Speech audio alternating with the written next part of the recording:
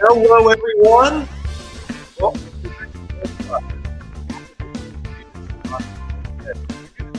on YouTube. Make sure to subscribe. And if you're listening wherever podcasts are available, we are available wherever podcasts are available. Spotify, TuneIn, Speaker, SoundCloud. If you can listen to a podcast, you can listen to us. So make sure to check us out. Give us a like and subscribe on those channels. Check out our YouTube page. Check out our community pages as well on YouTube so you can vote on future videos. And there has been an interesting day for the New York Jets. A lot has come out today. We've had an unofficial Jets Mount Rushmore in the post. We've also had Woody Johnson has officially invested in Crystal Palace at 43% ownership. But I wanted to talk about something a little bit different today. And again, for all of you joining us in the live stream, make sure to comment below. If you use the super chat feature, not only do you donate to the channel, but you jump to the front of the line as well. And we are taking all of your questions today. And if you're joining us after the live stream, you can always comment your questions below and reach out to us on our social media platforms. But I wanted to talk about a certain player today, and that's Malachi Corley with the New York Jets. I have been someone that I feel this entire offseason, I've been a little bit higher on Corley than most. And the reason I was somewhat excited about Malachi Corley in year 2 was that this was going to be a great opportunity for a kid that really got buried last year on the depth chart. But the more this offseason has gone on, the more you start seeing the cracks. And where you hear and see smoke, there's often a lot of fire in this industry.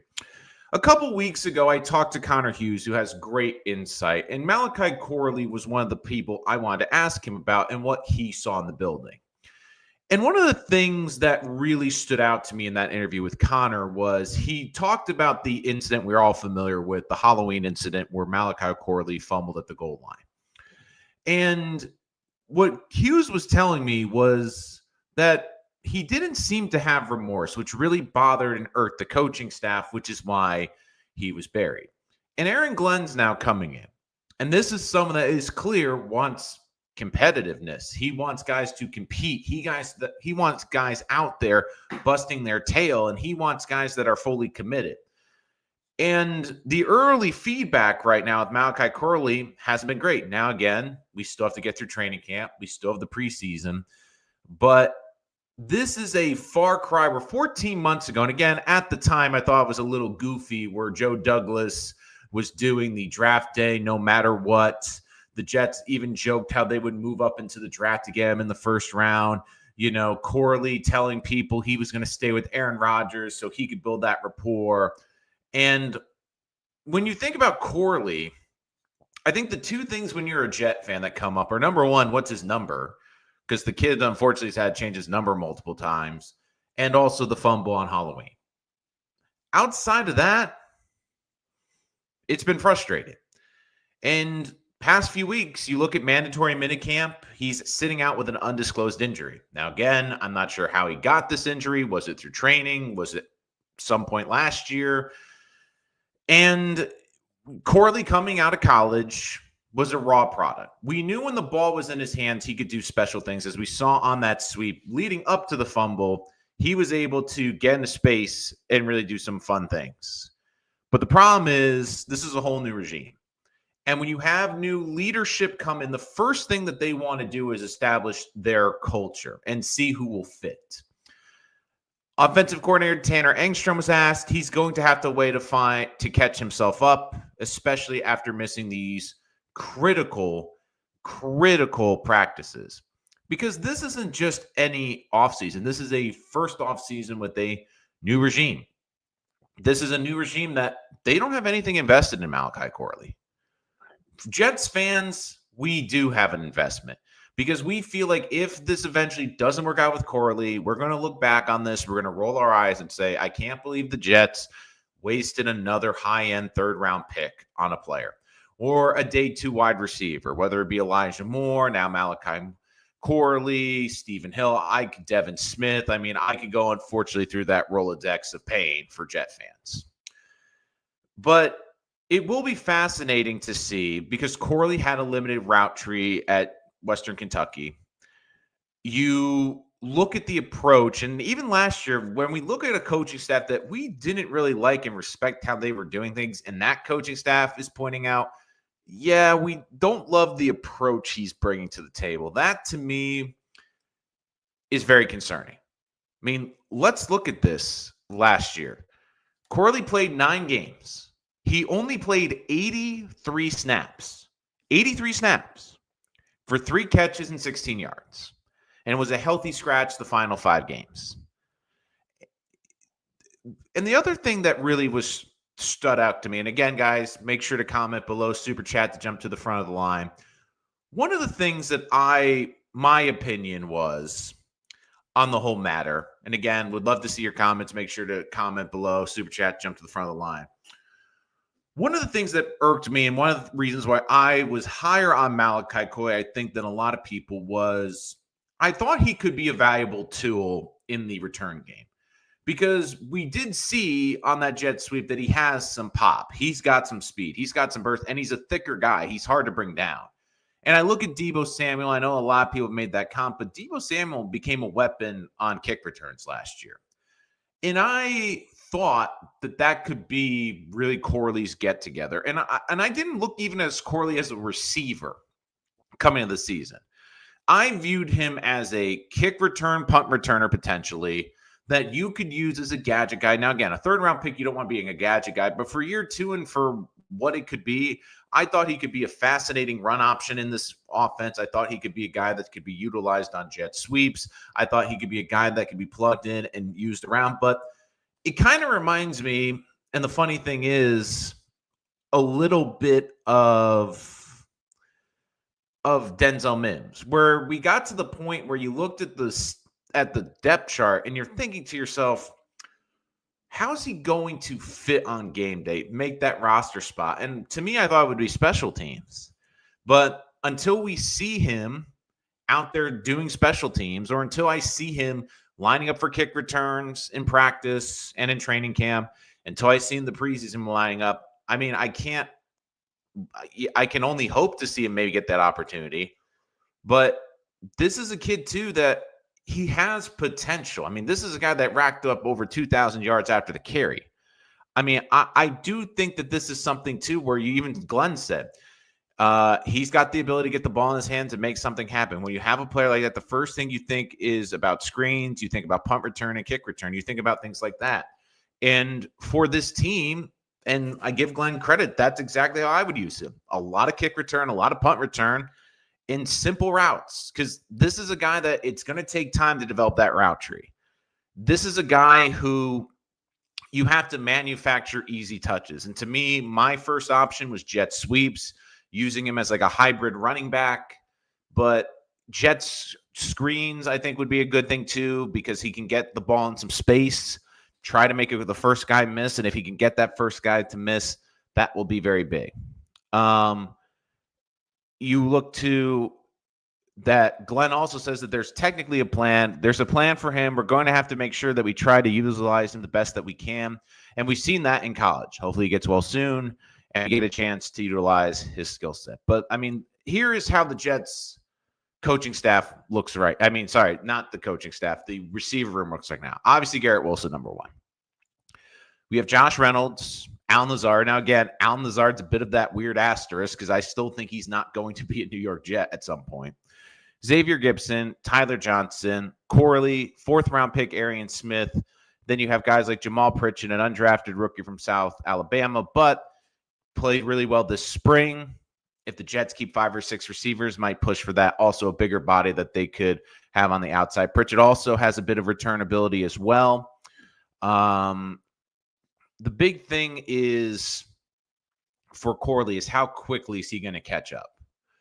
Because it is clear that this was someone that struggled with developing the route tree last year. And if Arian Smith gets it, and I know Jet fans are not sold on him yet, and we'll see what he can do. But that's the other thing you have to look at, too, if you're Malachi Corley. This organization's already brought in some receivers. And again, I know they're not the sexiest options that Jet fans wanted, but Josh Reynolds has familiarity with this offensive staff. He's going to be on this team. You look at Xavier Gibson. he's had the ability to return in this league, and we've seen that ability even though last year was a down year. You look at Corley. To me, the big X factor for Corley is Arian Smith. Because Arian Smith, and let's not forget, this regime drafted him earlier in the 4th round and earlier than a lot of people are expecting. But he's clearly a guy that they're invested in. So when you look at it just like that, Garrett Wilson, Josh Reynolds, Alan Lazard, Arian Smith, those are, if Lazard's here by the end of camp, those are the 4 at the top. Then it becomes, do the Jets carry 5 or 6? If they only carry 5, it comes down to Xavier Gibson, Tyler Johnson, Arian Smith, and Jamal Pritchett. And even though Jamal Pritchett's an undrafted rookie, this is also a rookie that was coveted by this team. This is a receiver that this team clearly wanted. It's someone that really, really corpsely. Good one from Scott Foster. Scott, good to hear from you, my man. It's good to hear from all of you guys as usual. Again, use that super chat feature to donate to the channel and jump to the front of the line. But I kind of feel bad for Corley in a sense, because especially last year when the season really went off the rails, a part of me was hoping selfishly but he would get more of a chance down the stretch, and that didn't happen. I was kind of hoping, and it wasn't even to just be in the offense. I was just saying the last 6 or 7 games, like, can we just give this kid kick return duty?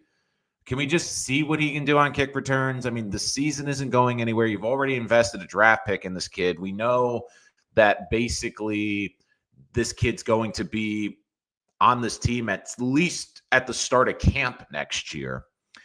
But I'm very fascinated to see what happens with Malachi Corley. And if the reports are coming out this early too. And the other thing too that's concerning is, how did he get hurt? Because that hasn't been disclosed, which is kind of a good thing because you don't want things getting out of the Jets building. But was Corley hurt during the season last year? And if so, is the recovery taking longer? Is this an injury he got earlier in camp, that like the first or second day? Also, not exactly a great sign.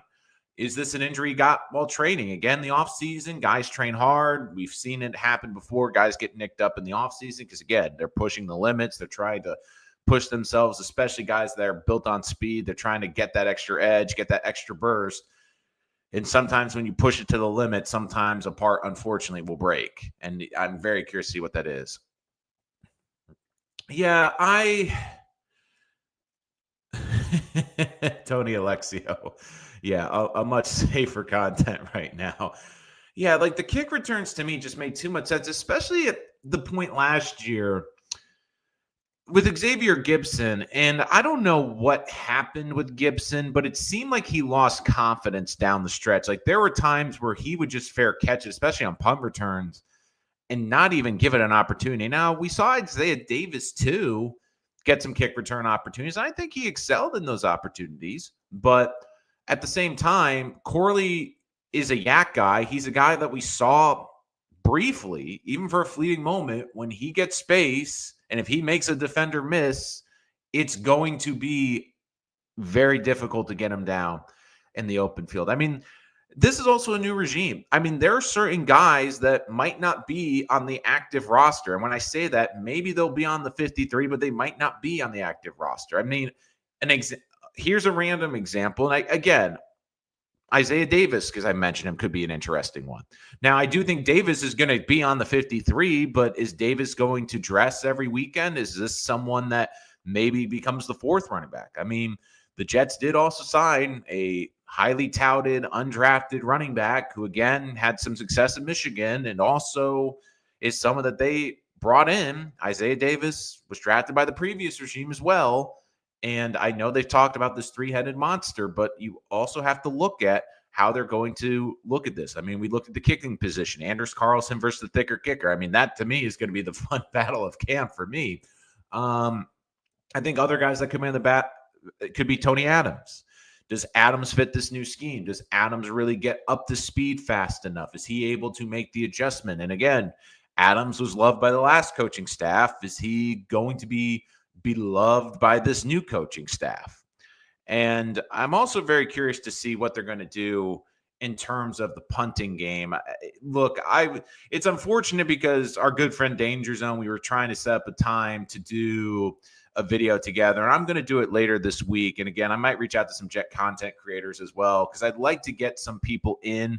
I'm going to go by the positions and see which positions the Jets have improved in, which positions they're weaker in going into the 2025 season, and also which ones are pushes. Like, did they not get significantly better or worse in those positions as well? And look, I think Zerline, it was a good cut. I like the kicking competition. Obviously, I didn't want Morstead gone, but a part of me also wonders with Morstead. I mean, I know a lot of Jet fans were very upset with Morstead that he left, but I mean, did Morstead go to the Jets and was it kind of a gentleman's release? Like saying, hey, I really want a chance to compete. You guys are not going to be competing in the next year or two. I'm 39. I might have a year or two left, and that's why he went to the 49ers. So I know a lot of people are getting the Jets like, I can't believe they let go of Morstead. I'm like, he probably asked for it. Because he's like, hey, guys, I'm 39. I've done a great job here. Can you let me go chase a Super Bowl ring potentially? And I think the Jets and the staff let him do that. So to me, that was just a gentleman's agreement. I know everyone's favorite, Michael Clemens, I think, will be someone that will be pushing to make this roster. I know a lot of you have already determined that you do not want him on the 53 roster next year. And I do think that will be a position to keep an eye on.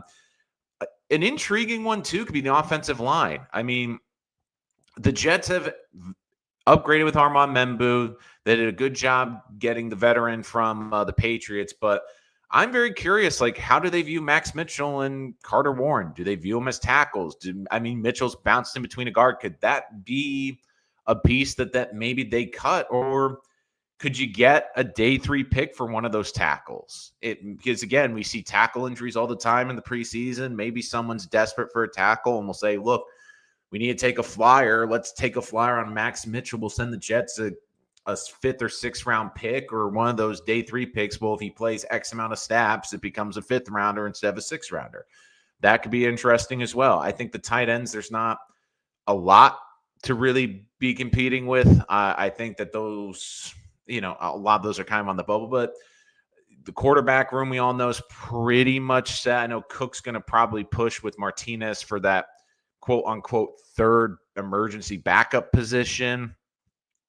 I think Zaire Barnes could be someone that could be on the chopping block as well. But again, let me know who you think could potentially be on the Jets chopping block as well, because I do think that there are a couple of interesting ones. I know I did see the article today for the Jets Mount Rushmore again.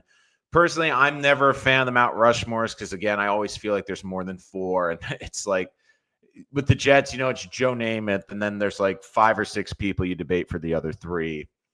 And the other big news, too, was something I talked about last week was Woody Johnson today officially bought 43% in a soccer team in Crystal Palace. And a part of me wonders if that's going to be a good or a bad thing for the Jets. And personally, I actually think it's going to be an okay thing for the Jets because I compared it to the Knicks. And one of the things people don't talk about with this Knicks revitalization has been one very important piece. And people saying, like, James Dolan let the basketball people run the basketball side of operations, and look what happened. And now they're successful, and it seems like James is back in town because the Knicks fired their head coach that got him to the Eastern Conference Final before having a plan to hire a new coach. But why was James Dolan not meddling with the Knicks? And my theory was the Sphere in Las Vegas. That was his new toy. That was his new project. That was his new focus. So he let the basketball people handle the operations. And a part of me wonders if the Johnsons, again, I know that they meddled last season, but for the most part, I felt with Saleh and Douglas, they didn't meddle until basically it got to the point where, like, okay, we got to try something to make this work. But a part of me wonders, especially early on in this regime with Muji and with Glenn, is the Johnson family going to be so focused on this European football team that they're going to let the American football team run itself a little bit? Because especially when you're a billionaire, or even when you're not a billionaire, when you buy something new and you have a new project or a new toy, that becomes your focus for a while because you've invested a heavy amount of money, which again is a lot of work, a lot of finance, and you want to make sure it works and you want to feel like you are getting the most down that investment. And we all know how much Woody Johnson loves his presence in London. We all know how much he's been trying to get a professional football team in England for the last, I think, what was the first time he was looking? It was 2019, 2020 or something. So for me, I think it's a good distraction. And I think it's something that not a lot of Jets people are talking about, but maybe this will be another good thing for the Jets is Woody Johnson and Christopher Johnson are so focused on this new football team in England that that's going to be their primary focus. And they want to make sure that that gets off the ground and running in a good way and that they put a lot of investments into that team. I still think that they'll invest in the Jets. They'll put money into the Jets, but maybe they will let the football people, I don't know, run the football operations. I think it helps, Scott. I think it helps because it feels like the biggest thing you don't want is meddling early. And I give the Johnsons a bit of credit because I think the ultimate meddling would have happened at the draft. And you saw it with one ownership group, and that was with the Browns, with Shedeur. If Woody Johnson had his way or was going to meddle, to me, that would have been the time. Because I could just see Woody looking at all the headlines, because we all know the Jets love the back page. The Jets love the attention. The Jets love being the talk of the football world. And I do think Shedeur would have been the worst thing for the Jets because the Jets, it just feels like this whole organization, this fan base just needs to take a deep breath just to reset itself after the craziness that was Aaron Rodgers. And I was on this channel for months, and I kept saying, I get why Shedeur appeals to Jet fans. I understand people are drawn by the talent, and I get that. I understand that. I understand him being a potential quarterback in this league.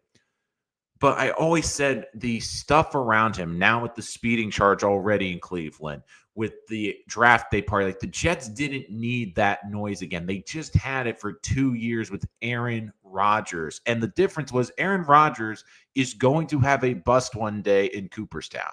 So you tend to let those guys get away with a little bit more.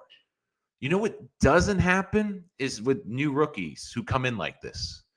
The guys that come with a lot of flash usually don't last. Johnny Manziel, great example. So for me, that was a good sign I took out of the draft because I feel like if Woody was ever going to take a player in the draft by himself, it would have been Shedeur. But I do think this is a good distraction for the Jets because it allows the football people to focus on the football operation.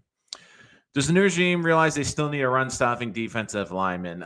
Tony, I get that. My thing with that is they've invested in a couple bodies, and I know they're not sexy names at the D-tackle position. The other thing, too, is they are telling you this is going to be a 2-year build because they're going to compete this year. They're going to try to make the playoffs as always. But I think they're telling you as a fan base, like, look, we still have other needs to fill. And they went out and they got a lot of things this offseason. But guess what? The Jets had a lot of needs. And the one thing I will say with defensive tackles is it's one of those positions where, especially during training camp and early on, we see a lot of guys get cut. We see a lot of veterans get cut. Now, if a 30-something-year-old defensive tackle shakes free, I don't think the Jets are going to be like, hey, we want a 30-year-old defensive tackle. But maybe there's a guy, like let's look at John Franklin Myers, for example. Maybe there's a guy that Darren Muji has their eyes on. Maybe there's a defensive tackle that they like, but maybe doesn't fit. Because let's be honest, certain players, when you get new coaching staffs, don't fit. And I think a great example is on the Jets and Quincy Williams. Quincy Williams fit when Robert Saleh was running that defense. He leaves. They change the defense. He doesn't fit. He gets basically released by the Jaguars. Jets pick him up. Guess who has him? Robert Saleh in the defensive scheme that he was successful in, and we saw how that changed his whole career. John Franklin Myers was with the Rams, was a good player, but really didn't get the opportunity, came to the Jets and fit in very nicely. And my big thing is I think they're going to read the waiver wire. They're going to look at guys who, again, when you look at the NFL, what happens every offseason? We get 7 to 8 new coaches in this league. The Jets are one of those teams this year. We've talked about surprise players like Malachi Corley potentially being cut at the end of camp. Well, there's 7 or 8 other new regimes that are new schemes, new ideas, new ways they want to operate the defense, new schemes for their defense, and guys from the previous regime might not fit. And they get released, they get cut, or they get put on the waiver wire, or they get potentially even traded. So maybe halfway through camp, the Jets bring in a defensive tackle. We're like, oh, okay, that could be something. Because there's a lot of fluidity right now. I mean, when we go into the camp, we're going to have 90-something players for the Jets. That's going to go down to 53. There's also a lot of other teams in this league. And maybe there's guys that the Jets had on their draft board. Like, let's say that there were some guys on their draft board that they really liked. And they're like, you know what?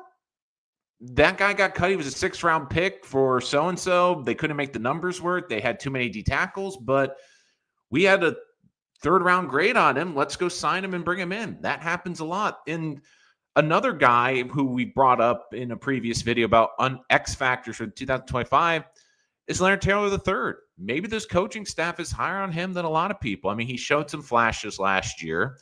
And this was a guy that when he was going into his senior year, many people thought he could be a top 50 player in the draft. Had a bad senior year, got injured, fell to the Jets. The Jets got him basically as an undrafted player who had a 3rd or 4th round grade even last year on a lot of boards. And in the few times I saw him, I thought he showed some flashes, especially in the pass rush game. Maybe Aaron Glenn is looking at this and going, this is a kid that if we play all the time and we play a lot, he could be a nice piece inside next to, Quinnen Williams. And the big thing, too, is what we're also not talking about is I understand we want to run stuffing defensive linemen. I understand that. But this defense is also going to be very different. I mean, we can speculate here. Is it going to be a lot more 3-4? Is it 4-3? I do think the one thing we will see a lot of this year with the Jets is the following. The Jets defense under Robert Saleh was play zone and hope you get home with your front 4. I still think the Jets are going to try to win with the front 4. You always try to do that. However, I think you're going to see a lot more aggressive defense. You're going to see a defense that's going to look a little bit more like a Rex Ryan defense, where they're going to put the corners on islands. There's going to be some big plays that the Jets give up because, again, the Jets' big thing under Saleh was we'll give yards, we'll give chunks, but we won't get burnt big. I think you might see a couple big plays the Jets' defense gets burned, but they're also going to create more turnovers. They're going to be more aggressive. I think they look at their defense and go, okay, we have Jeremy and Sherman and Quincy Williams. Bit smaller linebackers, but they're fast. If we can have them coming up the edge, coming around the edge, coming up the middle, that will be something that will be a very valuable asset. I think you're going to see the safeties blitz more. I think you're going to see more corner blitzes. I think you're going to see a lot more pressure with this defensive back 7. Like basically the back 7 the last couple of years has been drop in the zone and don't get beat. I mean, last year when Jermaine Johnson went down, and it was clear the front 4 was not the same front 4 that the Jets had previously.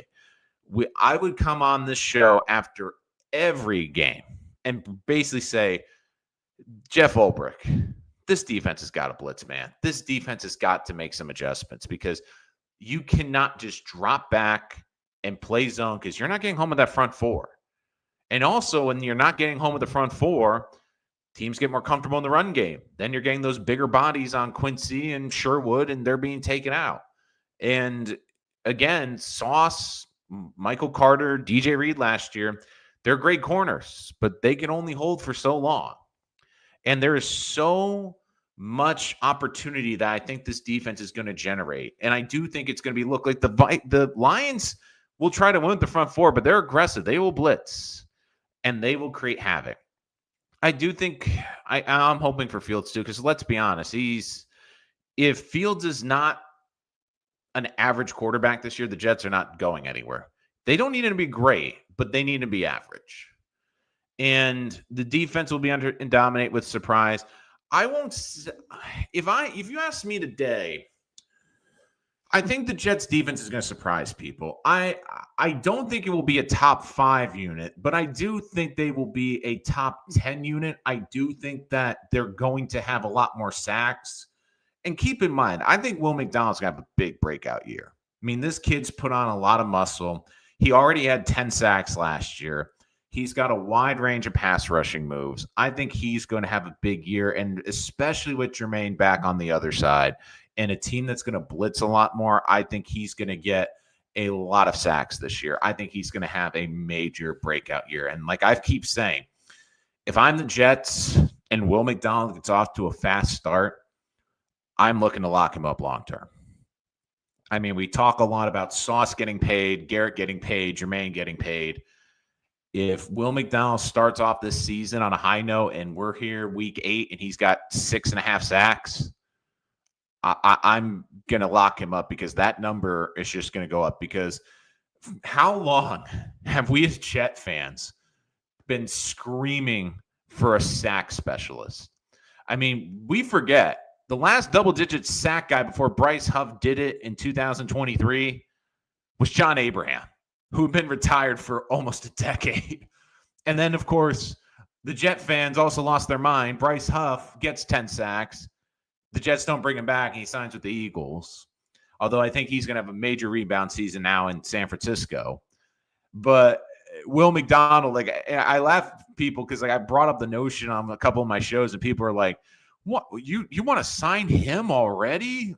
What, are you crazy?" I'm like, last year on a bad defense, on a defense where Jermaine was gone week 2, on a defense where Quinn was getting the you-know-what being out of him, on a defense where he was the Jets' clear best pass rusher. He clearly was the focal point for offenses slowing down the Jets' pass rush. And he still got double-digit sacks. I think he can be a special player. If he continues on this progression, and if he starts off the season fast, I would definitely look to do that. Okay, Scott is going to a popular one again. I'm trying to remember what publication it was. Someone saying, "Oh, the Jets would trade Brees for Terry McLaurin." I'm like, number one, Terry McLaurin's on a contract dispute. Number two, the Jets have to pay their own great number 1 receiver. And number two, if you pay 2 receivers, who else are you paying? Scott, I am. But there's a lot of factors that go into this. A lot of factors. And Tony, I see again, Super Chat jumped to the front of the line. A lot of factors have to come into this. If you are the Jets, if you are Aaron Glenn, and you feel that Breece Hall is a cornerstone for your offense for the next 2 to 3 seasons, and that you can get a deal done, and that he is worth the investment, you keep him. But if Aaron Glenn and Darren Muji get to the midpoint of the season and say this, and this is why I also brought Braylon Allen as a big X factor. Braylon Allen is going to be 21 this year. And I'm not saying Braylon Allen has to be Breece Hall. But if the gap between the two of them is this, and by midseason, it's easier to trade than if the gap is like this. So again, for those of you listening on podcasts, I was doing with my fingers a little gap and a big gap. So again, just filling in the people that aren't getting the visuals right now. So if it's close and Braylon Allen is closer to Breece Hall, then I would trade him. The other thing, too, is you also want Breece to be having a good season. You don't want to trade him for 60 cents on the dollar. If Breece Hall, like let's say, is having an okay season, but, he got nicked up early in the season, like missed 2 games, is doing okay, I would try to ride out the season for a couple of things. Number one, if it's like a minor injury, like he said he was dealing with last year, and he doesn't have a great season, it brings you better negotiating power to the table at the end of the season. But the other thing I would look at too is maybe the Jets offensive line doesn't fully, let's say, gel early. Again, they have 2 very young tackles. Maybe by the end of the season, let's say the last 8 games of the season, Breece Hall has an unbelievable end of the season. He looks healthy. He looks strong. He looks like a top 3 or 4 running back in the league, and the Jets finish the season. And Breece Hall comes to the table and wants a negotiation, wants a big contract. I think what the Jets could do is then say, this is the most value we're going to get. We'll learn from what the Giants' mistake was, which the Giants was, we'll just let Saquon go out and we'll say we'll come back with an offer. I would franchise tag Breece Hall and then see if you can get a deal done. And if not, then you trade him. And you talk and you bring it up like, hey, if you want him, he's available, but you're also going to probably have to pay him. And I think that's going to be the caveat. Now, and this is the other thing I look at with Breece too. Breece, we have to remember, he was the 36th pick in the Jets trade up. So they traded they had the 36th pick in the draft for him. If a team's just going to give you a 3rd round pick or a 4th round pick for him, is it worth that change in value? I'm not sure. But I will say this. If the Jets are like Scott, you're saying, they're 2-5, they've already made the decision, look, Breece Hall is not our long-term plans. We'd much rather pay Jermaine. We'd much rather pay McDonald. We'd much rather pay a couple different assets on this team. And unfortunately with Breece, it's not going to work because it's a running back. Then I'd be open to it. Because the other important thing, Scott, that we have to mention is the Jets are not in a good position. You want as many assets. It's going to be a big quarterback class next year. And if you're going to be in the top and there's a quarterback you like, you want to have as much ammo as possible. So if you could get a 3rd round pick, and again, the Jets don't have a 3rd round pick. I know I mentioned that a little bit ago, but the Jets don't have a 3rd round pick. If they could get like a 3rd rounder and an extra pick, then all of a sudden you look at the Jets, a 1st, 2nd, 3rd, 2 4s, because they're getting comp pick back for Hassan Reddick. It looks a little bit different. Are you texting Dane? Like, Dane's still at work, isn't he? Dano, man. Hopefully he's enjoying the new job. Do you know what? I don't know. They've kept that very discreet, Tony. He's been working on the side. They haven't said what the injury is. And that's why I'm a little puzzled, too, because there's a lot to that. Is it an injury that, he was a healthy scratch last year, but is it an injury that he got during last season?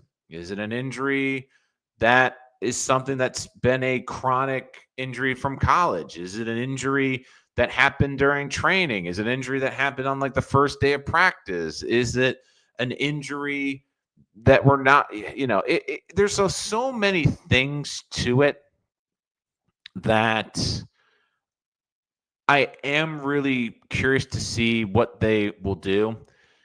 I love all the Jet fans on Adam Schefter, like asking a certain owner to sell the team after giving up $254 million to 43% for Crystal Palace. I will say this, though. Dan Leberfield on Twitter, they did say that, and he does have video of Malachi Corley. So Corley did sit out, but he was working out on a side field. He was working on a side field with some of the coaching staff.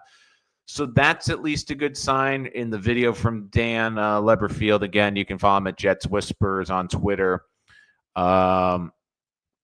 He has the video of him working out at the camp with a coaching staff. So they didn't say what the injury was, but again, seeing how he's cutting and running, it doesn't seem to be a major injury or lower body injury. But my big thing is, too, like Aaron Glenn said, I think Aaron Glenn shared how they're going to use Corley. They're going to give him an opportunity on the kick return. They're going to give him an opportunity on the punt return, and they're going to give him an opportunity on screens. And I think that's the best way to utilize him.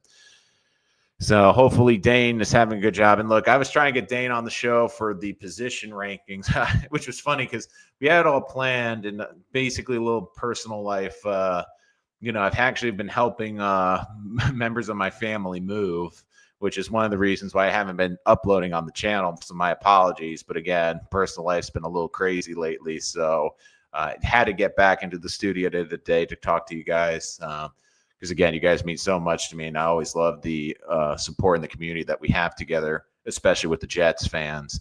So it's just been a crazy couple of weeks, and I was trying to have Dane last Monday, then something came up, and unfortunately, Dane now has a new job. So Dane was going to join us on the show. I'm going to try to see if I can get another Jets content creator so we can debate, because I do think that's a good episode where I want to go back and forth with a content creator, like just to debate and say, hey, like, I think this position is better. Here's my reasoning. What's yours? Because again, I think that contradiction is always really good and creates really riveting entertainment. But we definitely will have a lot more on the Jets, because again, we're in that weird period where football slows down. I also wanted to ask you guys too, again, I'm going to be doing a lot more content in general on the channel as well, both for sports uniforms, sports history. But I will say, again, I do think Sauce's deal and Garrett's deal will be coming at some point very soon. But I would love to hear from you guys. Like, I would love to see what kind of videos you guys would like. And I'm going to put it on the community page. What kind of podcast you like? Do you want rankings lists? Do you want like the top 10 best Jets of the last 25 years? Jets draft day fails. Like, do you want my favorite Jets lists? Like, again, if you want those on the channel, let us know. We can definitely provide that during this summer months. Because again, I know it's a bit odd now because we don't have as much day to day. Of course, when there's ever breaking Jets news, we're going to come on as soon as we can to break it down with you, go over the news. And again, I mean, I guess there's technically breaking, quote, Jets news because Woody Johnson bought into Crystal Palace today. But I thought this was very interesting. Look, for Corley, I hope he can make it work out, because here's the thing. With Malachi Corley, and these are my final thoughts today.